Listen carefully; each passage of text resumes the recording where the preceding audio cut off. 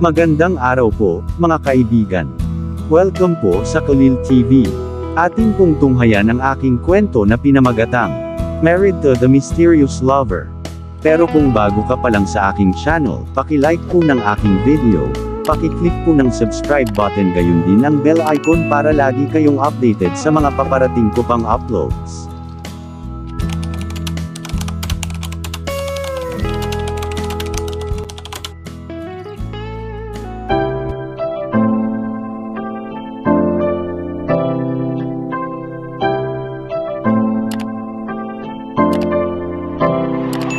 Kalil TV.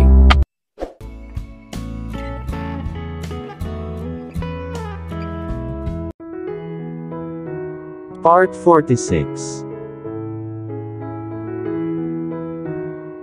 Naroon pa rin si Sabrina nang pumasok si Rosemary De Silva sa ospital. Itinuro siya sa waiting room kung saan niya nahanap si Sabrina. Namumugto at namumula ang mga mata ni Sabrina. "Sabrina, anak ko," tawag ni Rosemary. Nakita niya kung gaano siya kaawa-awa. Nakaupo siya na magkadikit ang mga tuhod at ang kamay niya sa baba sa isang sulok. Nang makita siya ni Rosemary, naramdaman niyang lumuluha ang kanyang mga mata. Tamang-tama ang babaeng ito para sa kanyang anak na si Kian Hendricks. Isa siyang sagisag ng kung ano ang gusto ng sinuman sa isang daughter-in-law. Itinaas ni Sabrina ang kanyang ulo upang tumingin sa direksyon ng pinto, kung saan nanggaling ang boses ni Rosemary. Nakita niya ito, tumayo siya at pumunta sa kanya, "Mommy." Pumunta siya at niyakap si Rosemary at nagsimulang umiyak sa kanyang mga balikat. "Anong nangyayari kay Rita?" tanong ni Rosemary. Sinimulan niyang tapikin ang likod ni Sabrina na parang bata, sinusubukang pakalmahin siya. "Ma'am, inooperahan si Rita," sabi ni Sabrina. Hindi pa niya sasabihin sa kanya ang balita ng miscarried pregnancy sa kanya. Hindi maaaring siya ang mag-aanunsyo ng hindi kanais-nais na pangyayari. Dinala ni Rosemary si Sabrina para maupo muli sa sofa. Sinabi niya na magiging maayos din ang lahat. "Nasaan si Jake?" tanong ni Rosemary. Inaasahan niyang makikita niya si Jake dito. Hindi dapat si Sabrina lang ang nakaupo sa waiting room. Ang uupo dapat dito ay si Jake. Si Rita ang kanyang asawa at ina ng kanyang hindi pa isinisilang na anak. Pinunasan ni Sabrina ang kanyang mga luha. Tatawagan sana niya si Jake pagkatapos kausapin si Kian Hendricks sa telepono. "I'm not sure, Mommy, kung alam na ni Jake. Sinabi ko na kay Kian Hendricks at baka." Nagpapaliwanag si Sabrina kay Rosemary nang pumasok si Kian Hendricks na may malamig na ekspresyon. Nasa likod niya si Jake. Si Jake ay mukhang isang taong hiniling na sundan ang isang tao sa isang lugar. "Kian Hendricks," sabi ni Sabrina at tumayo, isinubsob ang sarili sa kanya. Nagsimula na naman siyang umiyak. Niyakap siya ni Kian Hendricks at hinayaan siyang humikbi. Nakita niya ang kanyang ina at nagulat siya. Aware din ba siya sa nangyari? Ngunit si Jake, ang ama ng bata at ang asawa ni Rita, ay hindi pa alam kung ano ang nangyayari. Sa kasamaang palad, hindi karapat-dapat ang taong pinag-aksayahan niya ng kanyang mga luha. Hindi pa niya alam kung bakit siya dinala sa ospital. Nakita ni Rosemary ang kanyang dalawang anak. Pero mukhang malungkot si Jake at mas malala si Kian Hendricks. Ang lamig ng mukha niya na parang kakapag-away lang. "Jake, anong nangyari?" tanong ni Rosemary. Dapat siyang magmukhang nag-aalala at nag-aalala sa kalagayan ng kanyang asawa. Alam niyang hindi niya gusto si Rita. Ngunit siya ay kanyang asawa sa kabila nito. At inaasahan na nila ang kanilang unang anak sa lalong madaling panahon. Napatingin si Kian Hendricks sa kapatid. Nasa bulsa ng pantalon niya ang mga kamay niya. Hiniling niya sa kanya na sundan siya kaagad at kung nauna siya sa elevator, haharapin niya ito. Tumalikod na siya at lumabas ng opisina ni Jake. Hindi niya alam kung paano niya nakayanan pero alam niyang nagmadali siya para maabutan siya. Hindi niya alam kung ano ang sasabihin sa kanya sa sandaling ito ngunit nakalaan ang kanyang mga komento. Pero galit na galit si Jake sa kanya. Hahamunin sana niya ito, ngunit hindi niya kinaya ang panlalamig sa kanya noon. "Ano ang ibig niyong sabihin sa nangyari?" "Inutusan ako ni Kuya Kian Hendricks na sumama at kaya nandito ako," sabi niya at sumirit. Galit ka ba? Mukha bang boutique o shopping mall ang lugar na ito? Kung may humiling sa iyo na sumama sa kanya sa ospital, hindi mo ba dapat alam na may nakataya? Alam mo bang nasa theater ang asawa mong si Rita? Hindi pa natin alam ang kapalaran ng bata, dahil alam kong hindi pa sapat ang pagdevelop ng fetus para maipanganak, sigaw ni Rosemary sa anak. Anong klaseng anak ang isinilang niya? Kung pinilit siya ng kanyang kapatid na sundan siya sa ospital, hindi ba niya dapat malaman na may mali? Ibig sabihin, hindi man lang niya alam ang kalagayan ng kanyang asawa. Anong klaseng asawa si Jake? Napaiyak si Sabrina dahil kasal sina Rita at Jake sa kaalaman ng president na nakatayong mayabang sa likod ng kanyang kapatid na nakalagay ang mga kamay sa bulsa ng pantalon. Parehong malamig na nakatitig kay Jake sina Sabrina at Kian Hendricks. Sa puso niya, pinagpala si Sabrina ang kanyang kapalaran na ang lalaking mayroon siya ay si Kian Hendricks at hindi si Jake. Ang kanyang anak ay patay sa tiyan ng kanyang asawa at hindi pa alam. Kung naging responsable siya bilang asawa, mas tinawagan siya ni Rita kaysa tawagan siya.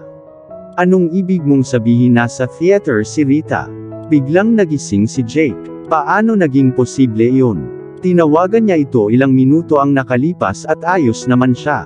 Nag-usap sila at hindi siya nagpakita ng anumang senyales ng pagkakaroon ng mga issue. Paano siya masasabing nasa theater? Paano naman ang baby niya? Walang sumagot sa kanya at namatay ang pulang ilaw sa theater.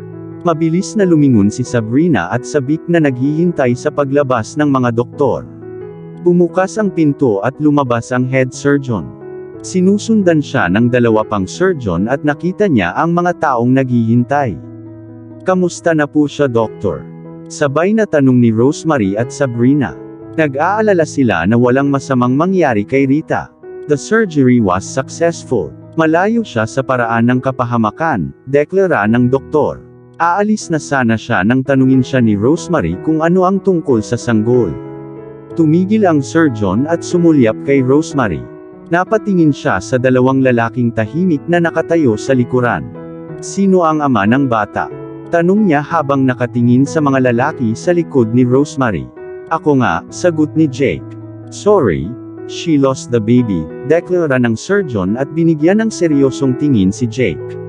Siya ay nakakaranas ng isang antas ng depresyon kamakailan lamang, at halos hindi siya nakakaramdam ng kasiyahan.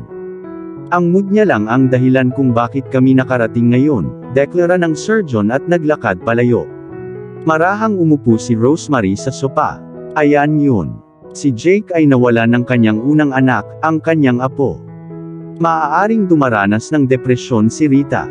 Hindi kailanman naging maayos ang pakikitungo ni Jake sa kanya, at maaaring itago niya ito sa kanyang sarili at ito ay naging depresyon.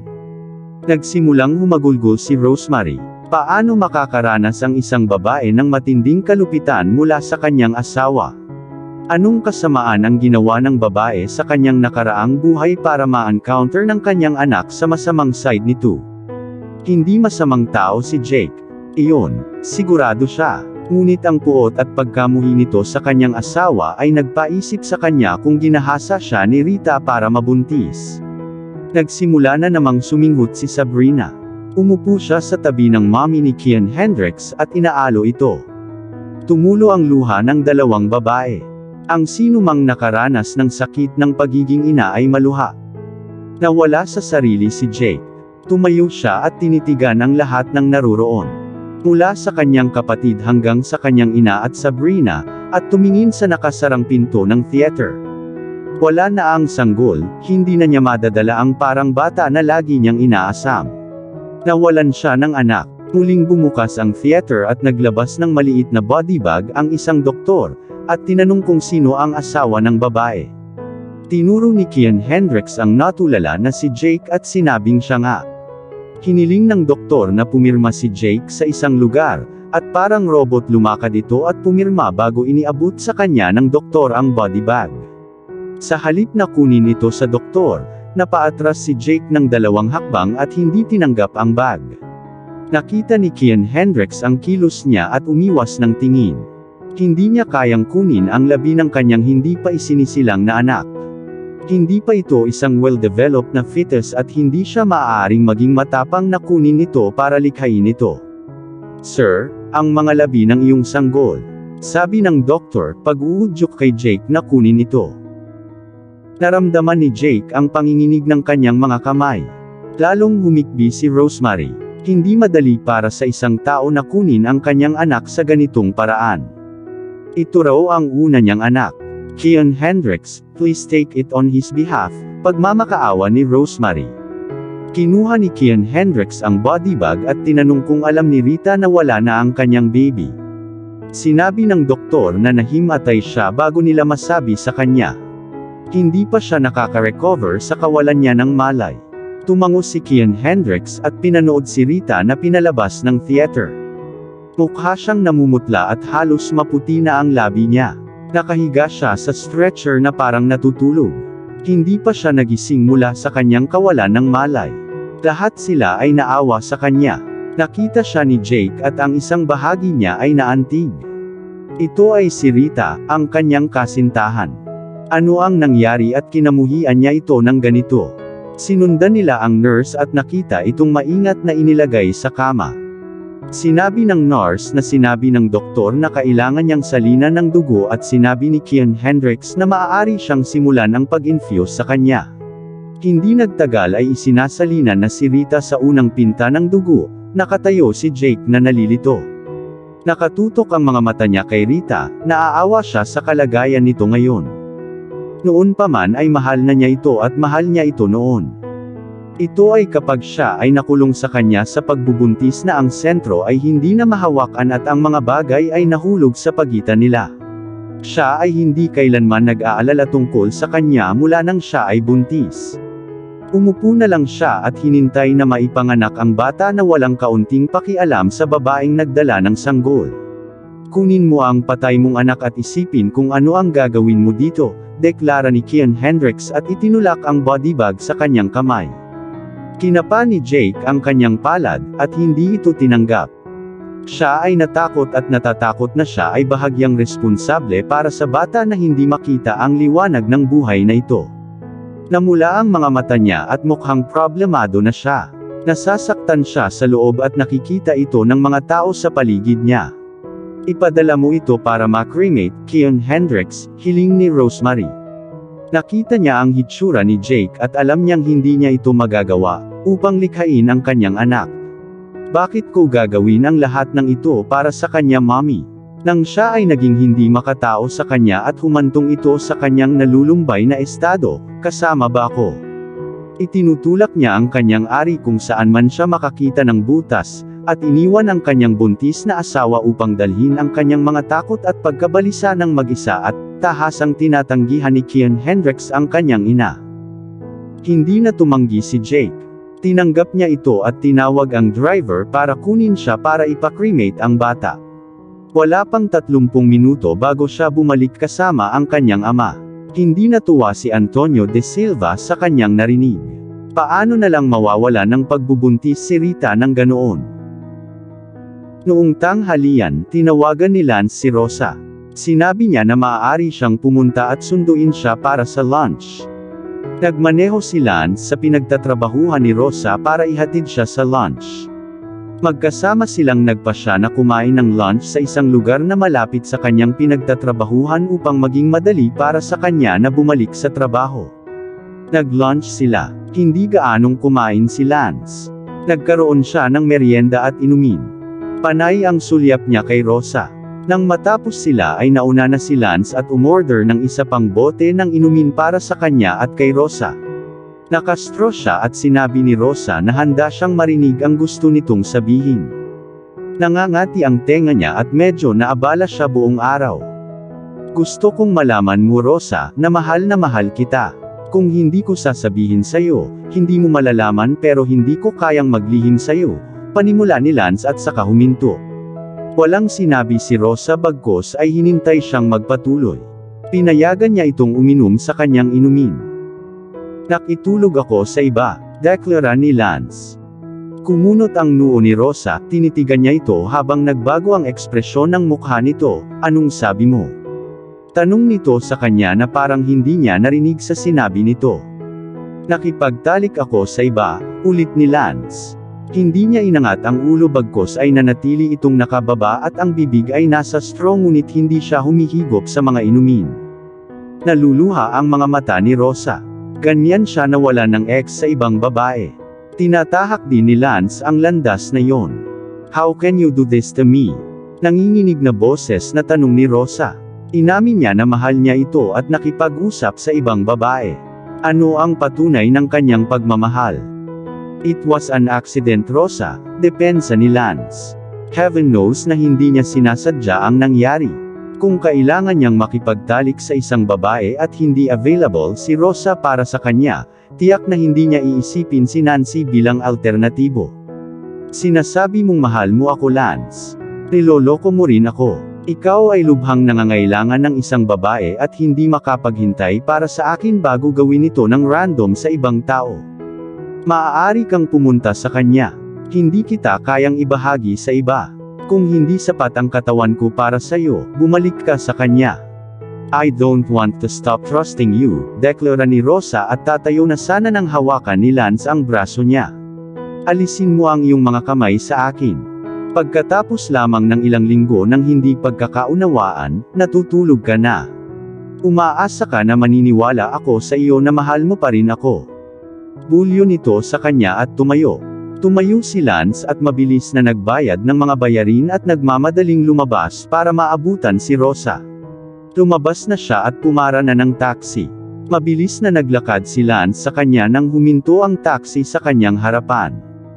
Gusto niyang makapasok at hinila siya pabalik ni Lance. Kinawayan niya ang taxi driver para umalis na. Nagalit si Rosa. Siya ay struggling at ang aksyon na iyon ay umaakit ng mga tingin ng mga tao. Pinapahiya mo ako, Lance, sigaw ni Rosa na pilit kumawala sa pagkakahawak niya. Ikaw ang gumagawa ng eksena. Hindi na ako makikipaglaban sa iyo. Ako ay isang doktor, Rosa, at hindi ako nagsasalita tungkol sa aking profesional na etika na makitang nakikipaglaban sa isang babae sa tabi ng kalsada sa sikat ng araw. Kung mahal mo ako gaya ng pagmamahal ko sa iyo, Rosa, samahan mo ako sa sasakyan at ipapaliwanag ko sa iyo ang lahat.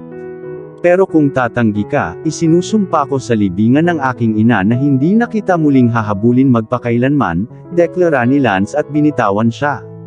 Hindi niya talaga maintindihan ang ugali ni Rosa. Maaari siyang maging pinaka-sweet na kasintahan kapag siya ay masaya, at susunod hindi niya maaalala ang alinman sa kanyang mga asal at mababaliw sa isang tao sa susunod na minuto dahil lang sa galit siya. Iniwan niya si Rosa at naglakad pabalik sa kanyang sasakyan. Pumasok siya at nakita niya si Rosa mula sa side view mirror na naglalakad pabalik. Naghintay siya at binuksan ni Rosa ang sasakyan at pumasok.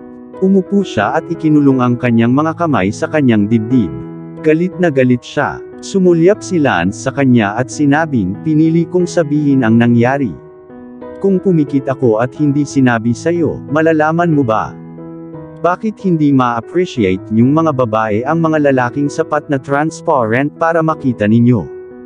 At saka, kasalanan mo ang lahat. Nakipaghiwalay ka sa akin sa walang katuturang dahilan. Nadurog ang puso ko at buong araw kitang iniisip. Hindi ako makapag-concentrate sa kahit ano, at nagpasyang magpakalasing na lang kung sakaling makakalimutan ko ang paghihirap ko. Pinatay ko pa nga ang aking telepono at dapat na ipaalam sa akin kaagad ang tungkol sa operasyon kinabukasan. Dahil naka-off ang aking cellphone number, nagpasya si Nancy na pumunta sa aking lugar upang tingnan ako, at malamang na ipaalam sa akin ang tungkol sa operasyon. Kumatok siya at binuksan ko ang pinto.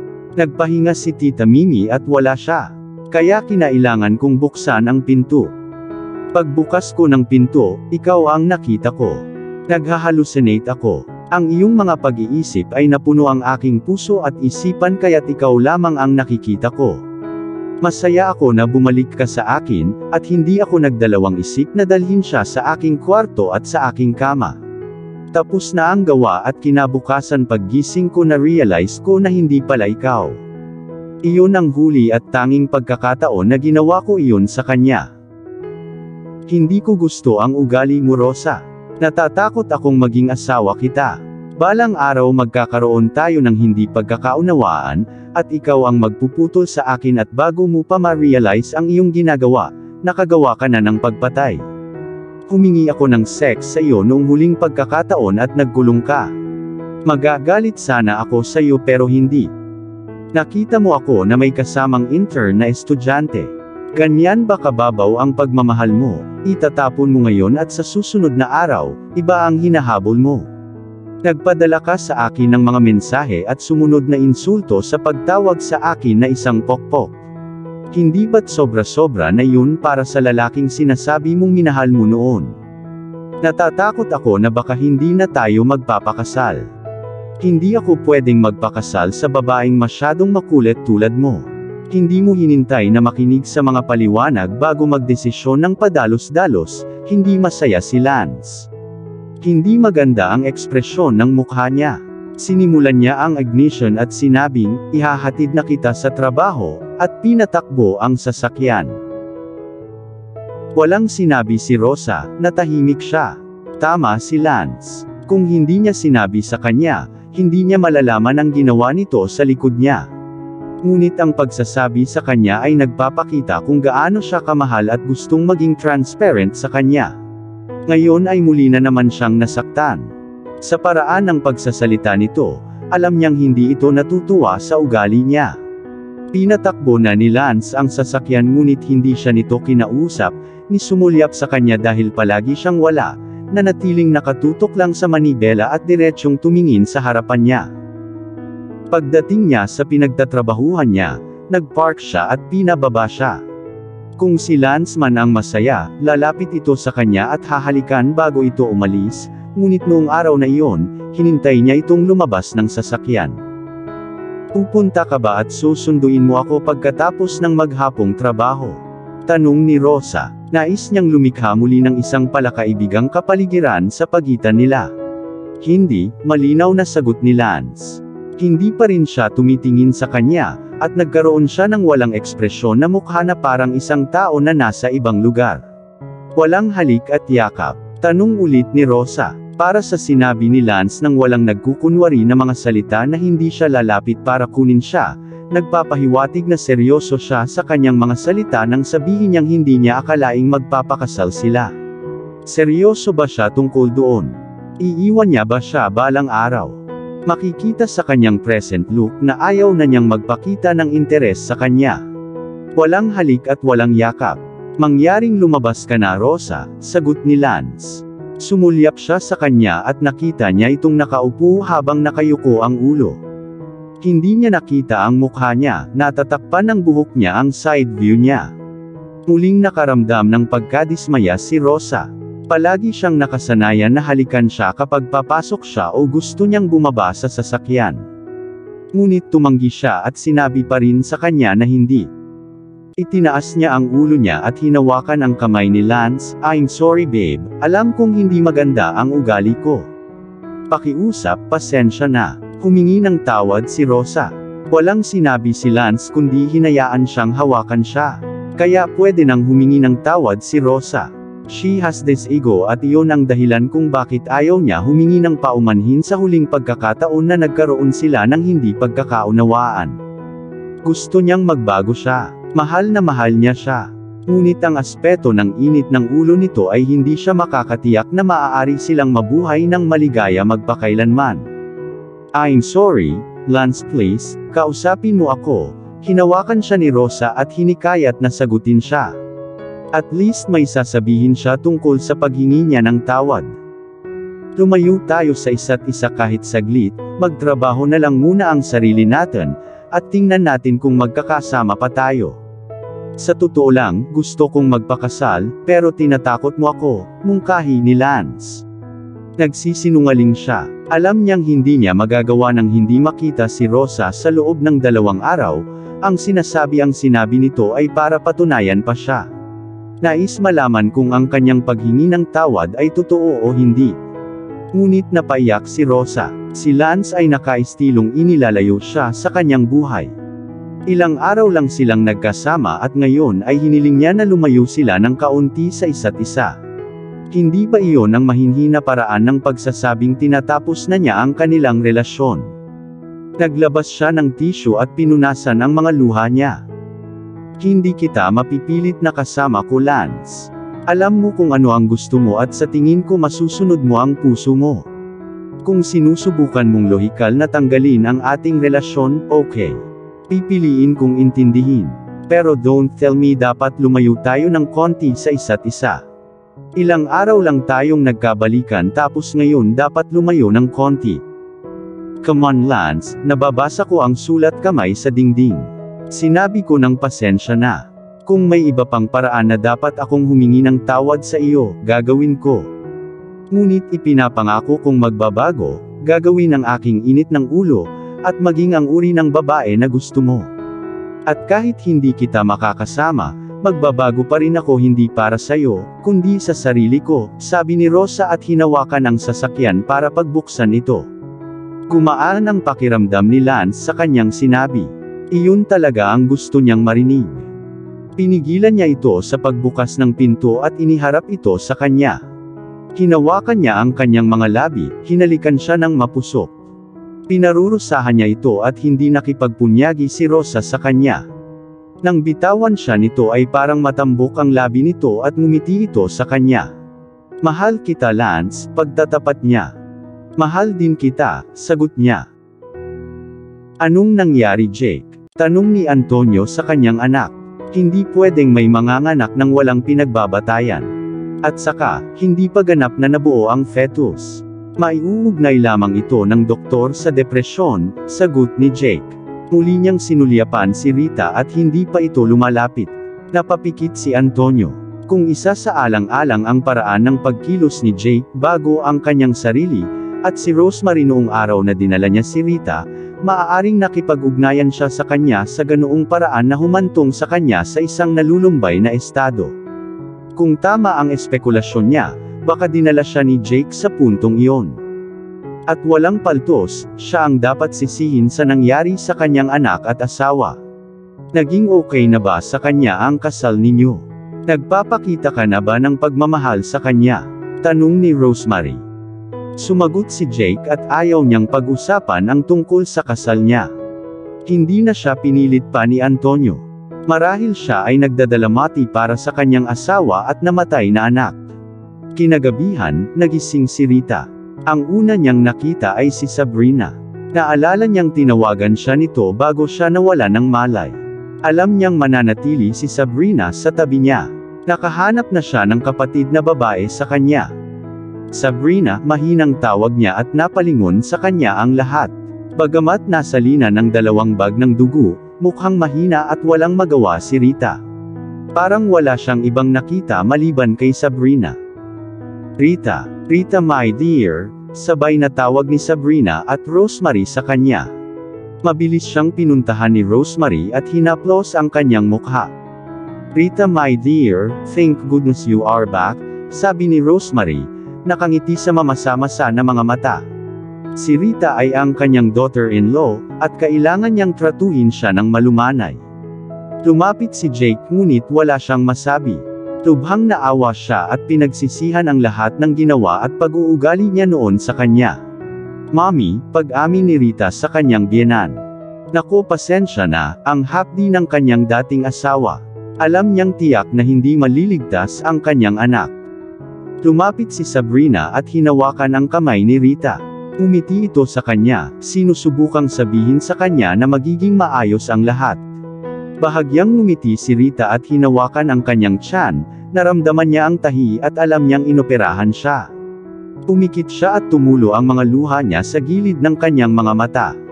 Umuso siya at mas hinawakan siya ni Sabrina, huwag ka nang umiyak ulit Rita. Siguradong magkakaanak ka pa, pag-aalo ni Sabrina. Rita my dear, wag kang humikbi okay everything is going to be fine, pag-aaliw ni Rosemary. Sinubukan ng 2 babae na kausapin si Rita para kumalma. Namula ang mata ni Jake. Hindi niya alam kung ano ang sasabihin kay Rita. Nalungkot siya at naapektuhan siya ng pagkawala ng pagbubuntis. Ngunit hindi siya maaapektuhan tulad ni Rita, siya ang nagdala ng pagbubuntis at dumaan sa manipis na linya ng buhay, nang mawala ang pagbubuntis niya. Ang kanyang mga pasakit, pagkabigo, at kalungkutan ay walang maihahambing sa kanyang nararamdaman. Pinagmasdan niya ang kanyang ina at si Sabrina na sinusubukang aliwin siya. Hiniling ni Rita ang kanyang telepono at tinawagan ang kanyang ina. Sinabi niya sa kanyang ina na siya ay nasa ospital at namatay ang kanyang sanggol. Tahimik siyang humihikbi habang nagsasalita. Patuloy na nililinis ni Sabrina ang kanyang mga luha gamit ang likod ng kanyang kamay. Dapat niyang aliwin si Rita, at hindi na pagsamahin ang buong sitwasyon ng kanyang mga luha. Sinulyapan ni Rosemary si Jake at sinabihan itong lumapit. Kinaladkad niya ang kanyang mga paa. Hindi niya alam kung ano ang sasabihin sa kanya. Nakita siya ni Sabrina na nakatayo sa tabi ng kama at lumayo. Pumunta siya sa tabi ni Kian Hendricks. Hinawakan siya ni Kian Hendricks sa kanyang mga balikat, kaya ipinatong niya ang kanyang ulo sa kanyang balikat. Napakahina ko tulad ni Rita noong nagkaroon ako ng mga batang lalaki. Pero mas maganda ang sa akin dahil nakita ko ang mga babies ko, pero si Rita, nawalan siya ng sarili. Bulong ni Sabrina. Iniisip ni Kian Hendricks na nakikita si Sabrina ng ganito. Bakit kailangang dumaan ang mga babae sa napakaraming kakulangan sa ginhawa upang magkaroon ng buhay? At dito na po, nagtatapos ang part 46 ng ating kwento. Sabay-sabay po natin abangan ang susunod na kabanata. Paki-support rin po ng mga kwentong pag-ibig ni Deborah Stories, ang aming munting channel. Maraming salamat po. God bless and stay safe everyone.